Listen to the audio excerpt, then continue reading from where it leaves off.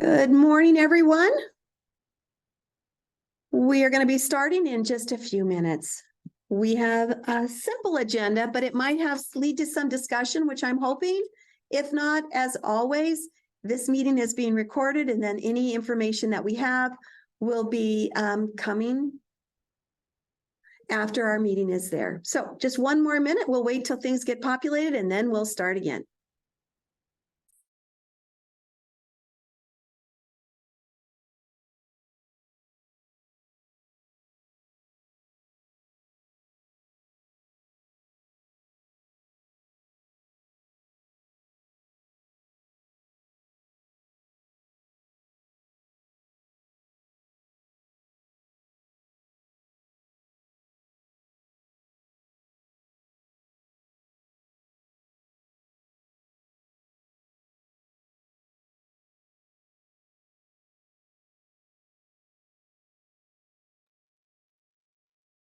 All right.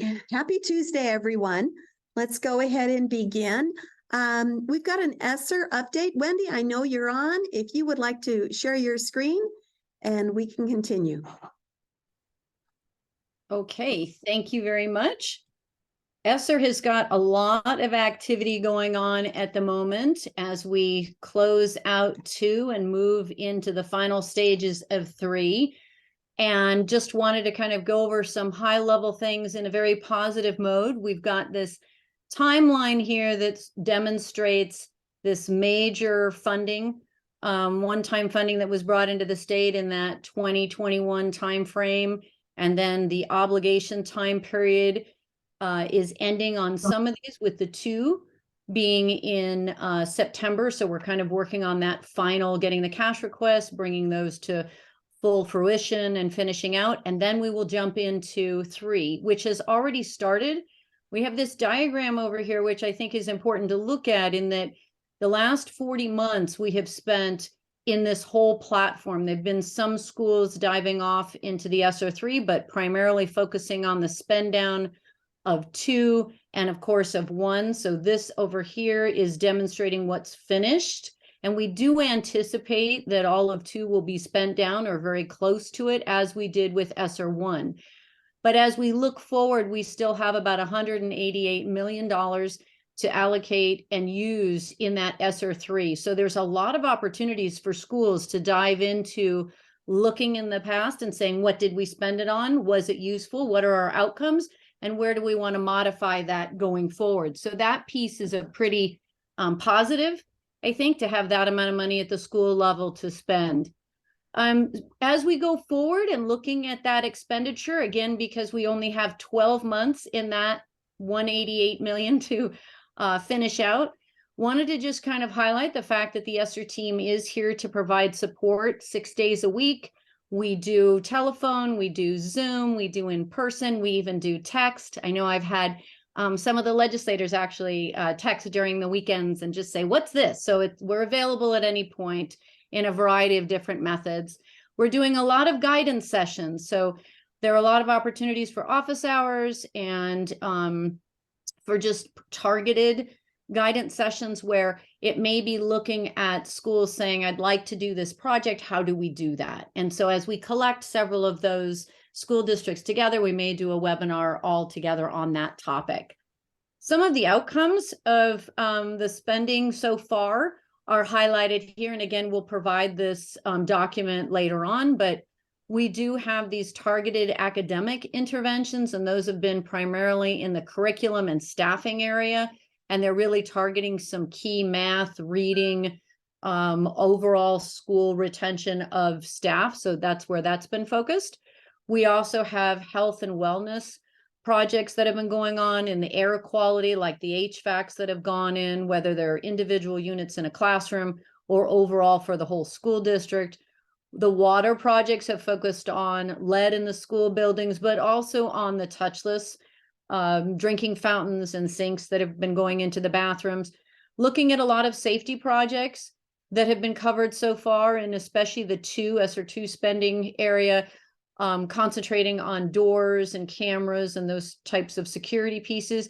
And then this is a really interesting one that's come about, again, in that ESSER II platform, outdoor learning spaces, and thinking about intentionally, how do we use our outdoor space, not just in the physical components to add on to the academics, because there's a lot of evidence base that shows the physical activity helps the brain and the blood flow and get into the academics, but also tying outdoor learning space with the academics intentionally, with things like science plaques or specialized areas for at-risk students so that they can participate in that outdoor area. On the general enhancements, we've had a lot of communication devices brought in, better reader boards, better communication systems. We've had districts that their phones into the classrooms have just not worked really well, and so we've used some ESSER funding in there.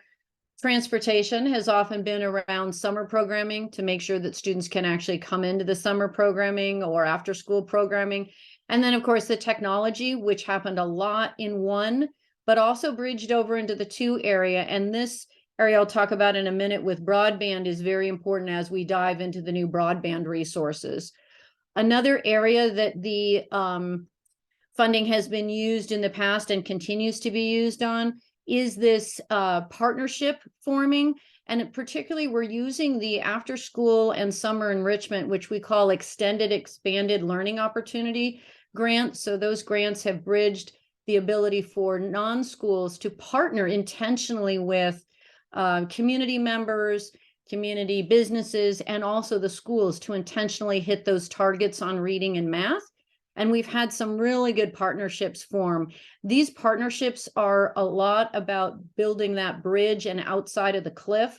So it's not the funding extra that's being added, but more in the area of staffing and curriculum, which is going to go beyond that ESSER tag. So you look at banks, they're coming in during these summer programmings and actually providing staff and also providing the curriculum necessary to help with math. So there's some really good partnerships being formed there.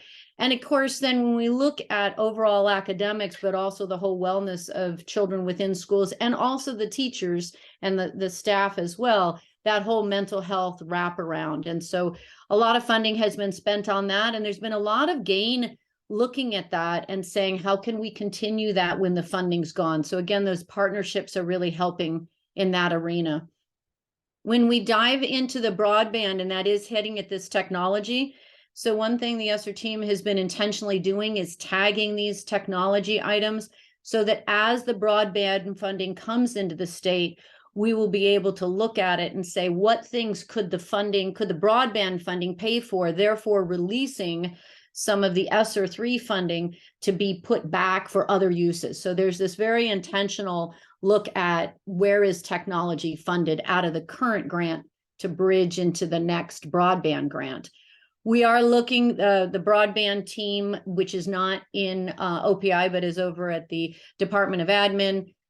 They've had a lot of meetings on this. And one of the things they're looking at, we'll have this on our website later today, is a map that it's going to show you. You can go in for a school district or for a house, and you can see, where are you located in this? How do you, as an entity, as an organization, or as an individual, where are you on this map? And therefore, how could funding help you in getting the broadband? We're looking at doing some guidance sessions in November, probably the first or second week in November. We'll continue those out throughout the next 8 or 9 months and really help entities understand how they can look at that map. It's a nice looking map, but you also want to use how to use it. And so how you can use it to get the funding for your school or get the funding for your students, because again, a school is one location, but where the students' homes reside and that tie over is important. We're also looking at the workforce roadshows, at being able to help with that push out of having our coaches that we currently have going and working on workforce retention and bridging students from that high school platform into this broadband area. We've got about 3,000, they've been identified 3,000 new positions that are going to come about that are going to need to be there to help get the broadband to the sites. That's a hefty pull in our state. And so how can OPI and how can our staff really work with building those educational platforms so that the workforce is available when that broadband funding comes into the state?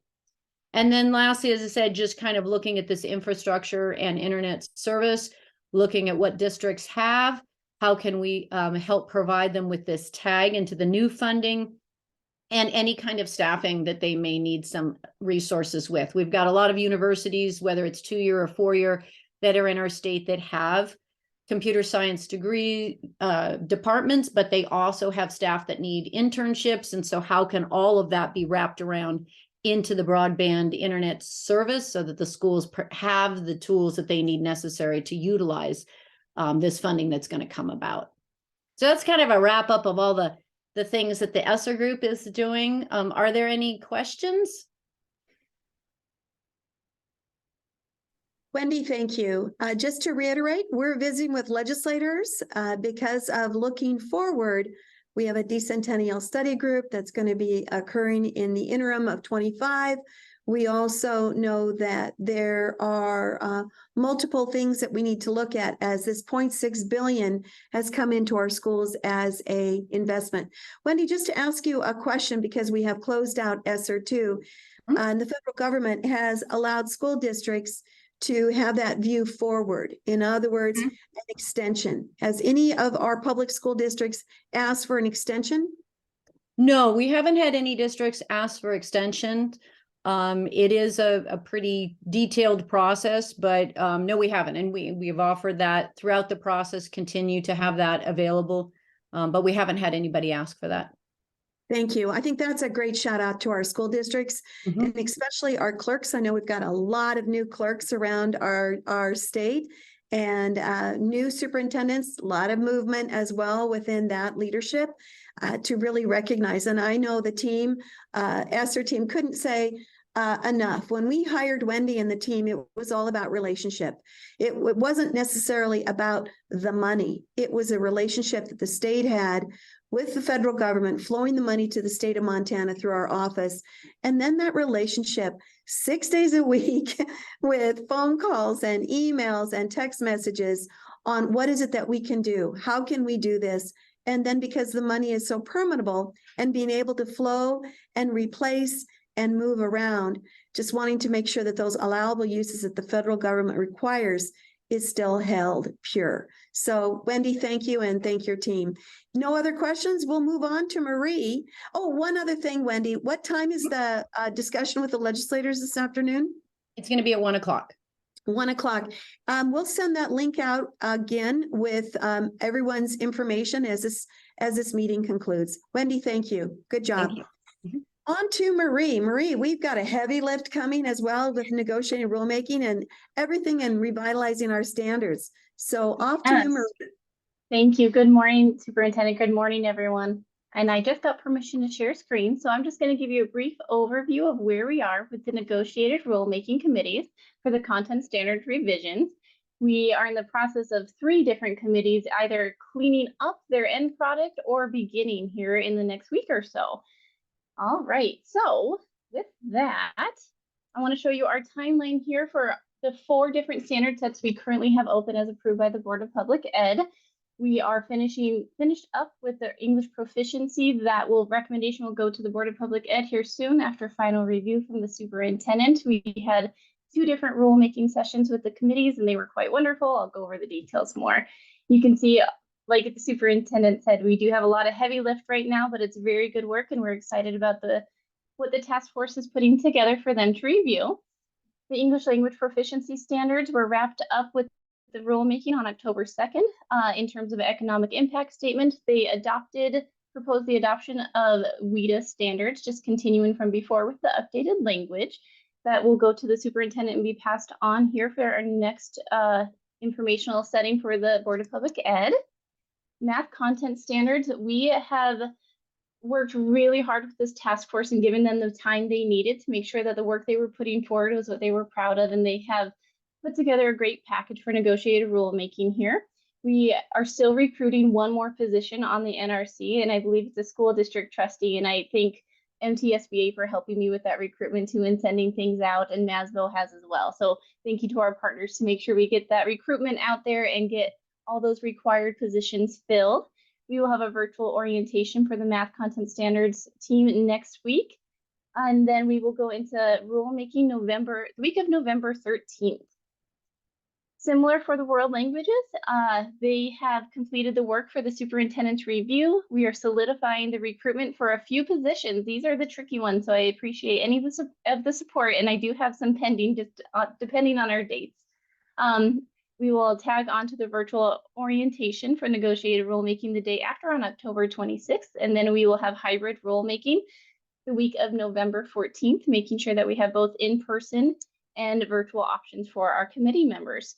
I wanted to make sure that you knew where you could follow along with the negotiated rulemaking process. Should you have any questions, want to see who's on the task force and those things, we are making sure that those are confirmed before we post the task force members, but we're getting very, very close.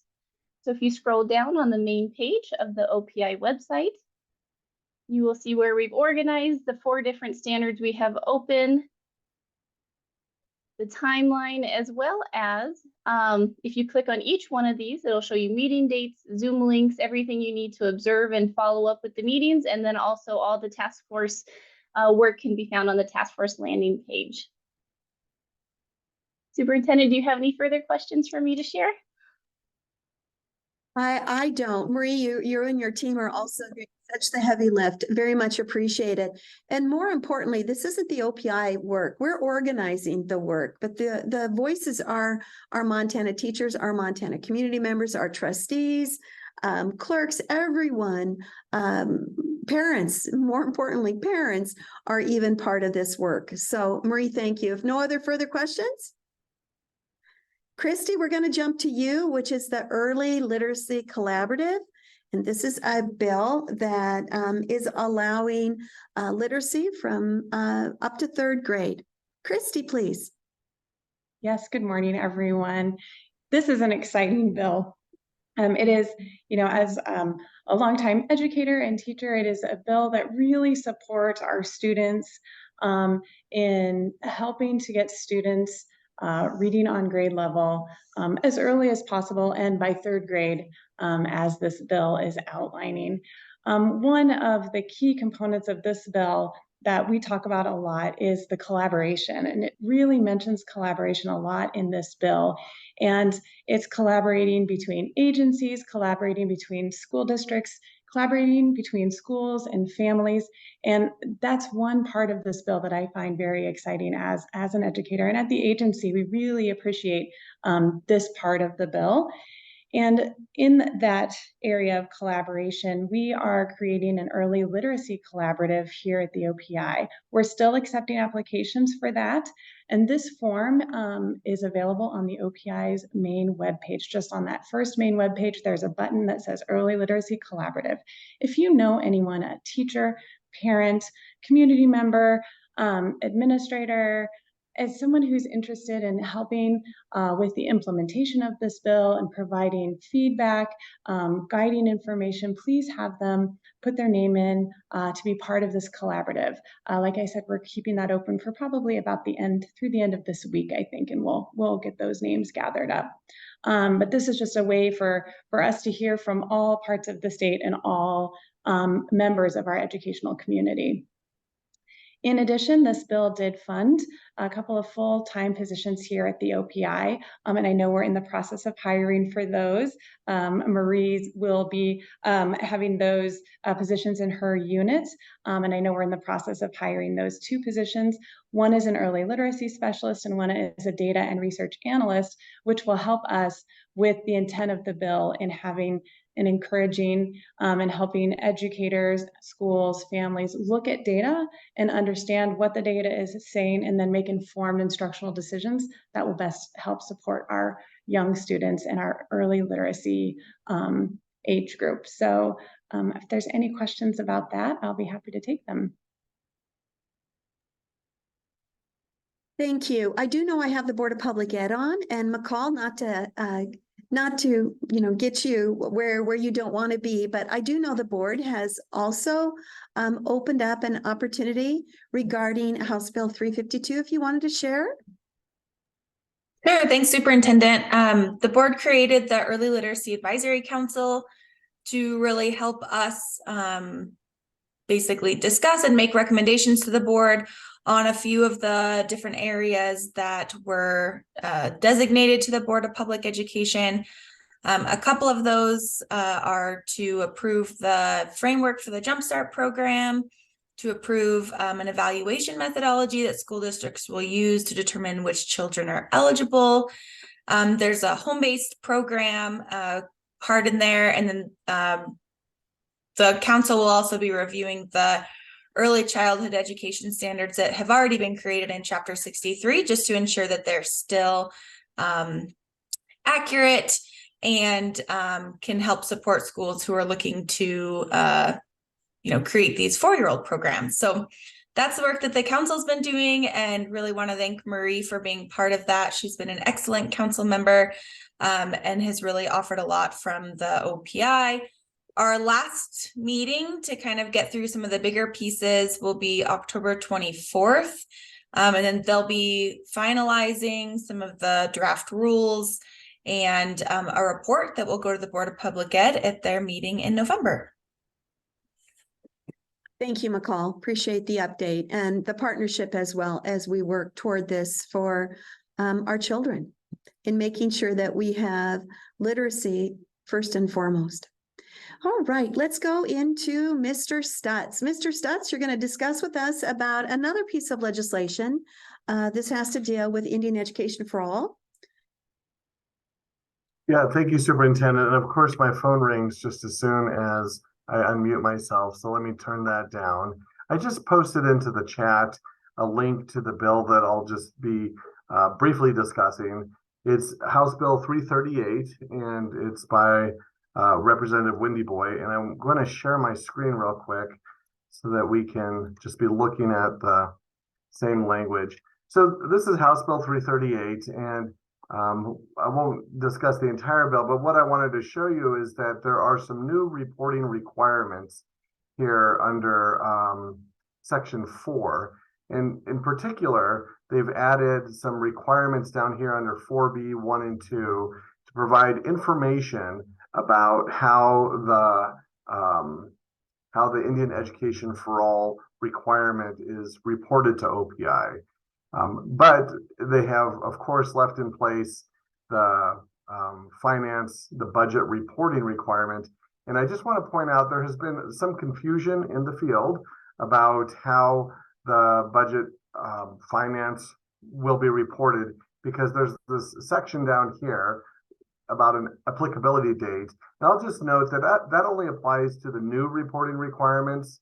The applicability date doesn't apply to the existing reporting requirements. And so one thing that we've noticed is that when districts file their TFS, their trustee financial summary, we've noticed that with the first filings of those, that only about 20% of school districts are reporting that they have fully expended their Indian Education for All revenue. That's a problem, in part because the money is there to be spent on the Indian Education for All activities, and in part because this bill contains this new provision down here under 5B that says if a school district, well, I'll let you read it, but basically there's going to be a dollar for dollar reduction in the Indian Education for All funding in a subsequent year when that funding is not reporting having been spent during the previous fiscal year. And so there's the real possibility that the budget reporting that doesn't show accurate expenditure of Indian Education for All funding could result in a reduction in those funds the next year. With that concern, it behooves me to mention that there is the litigation against the Office of Public Instruction and the Board of Public Education about how Indian Education for All funds are spent, or at least how districts report them to be spent. And so I think that this legislation addresses a couple of different concerns. One of the concerns is the expenditure, and the other concern is the reporting of the expenditure to make sure that those Indian Education for All services are delivered as expected by the legislature and frankly as required by the Constitution. So to address some of these questions that are coming in from the field, the Office of Public Instruction is preparing a short FAQ that should address the timing of the reporting and the potential impact under this bill if reporting doesn't accurately reflect that 100% of the IFA revenue has been expended. Superintendent, do you have any questions or areas that you would like clarification?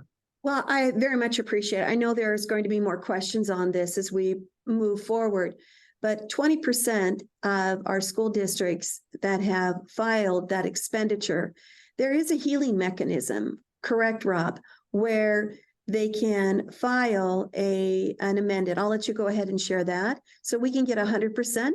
Yeah, there is a mechanism. So what we're hearing from the field is that some school districts have expended the funds and provided those services, but they didn't accurately report that. For example, if there were materials that were purchased or training for teachers, it may have been included under a different budget code. So there is the opportunity for school districts to file a corrected TFS, and that is that runs through December 10th, but of course, we would like to get those in sooner rather than later because that discrepancy between the IFA revenue and the IFA expenditures is going to be what's used to calculate any budget reduction for the subsequent year.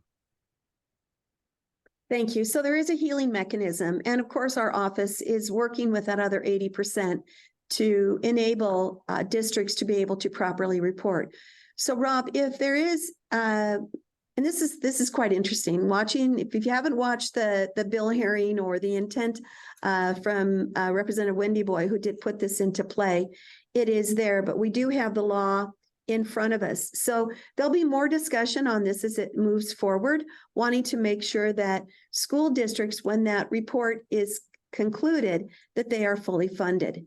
And I believe that outlined section there that you have is extremely important because it's about the next year's budget that this also affects.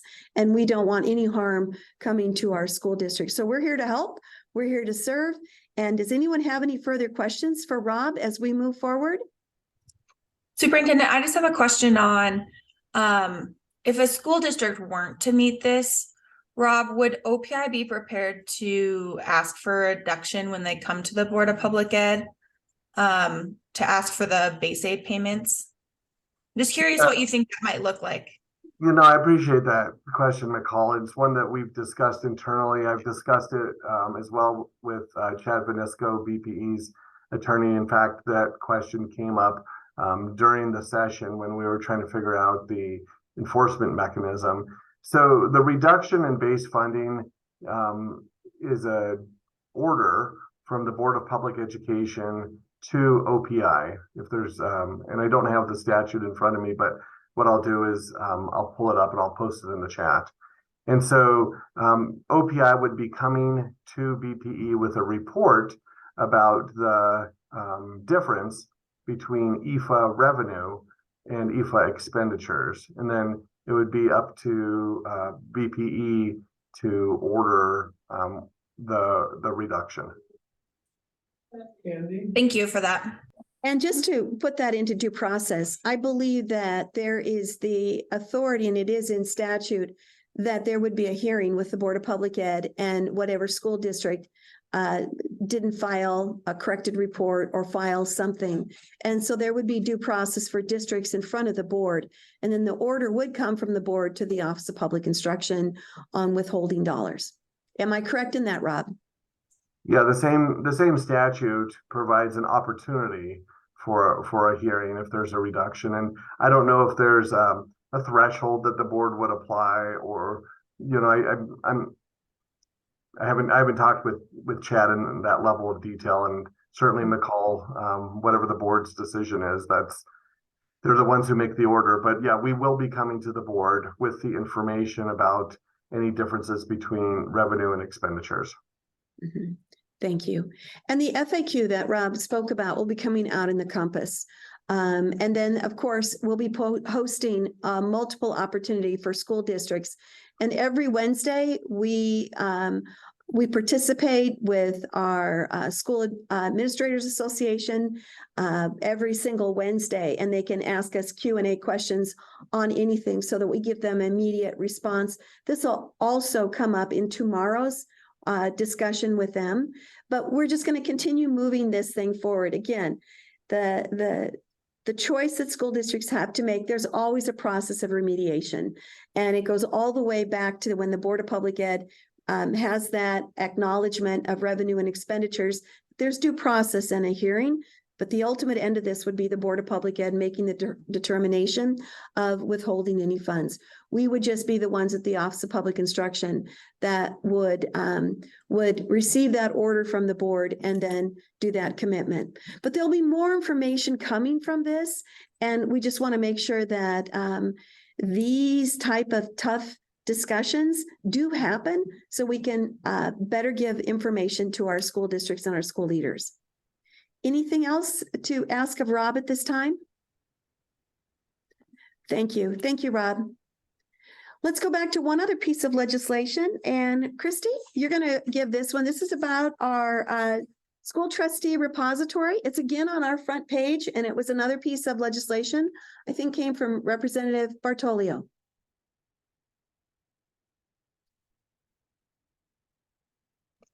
Yes, that is correct. And this school trustee repository, the intent of this bill was to increase transparency in school governance.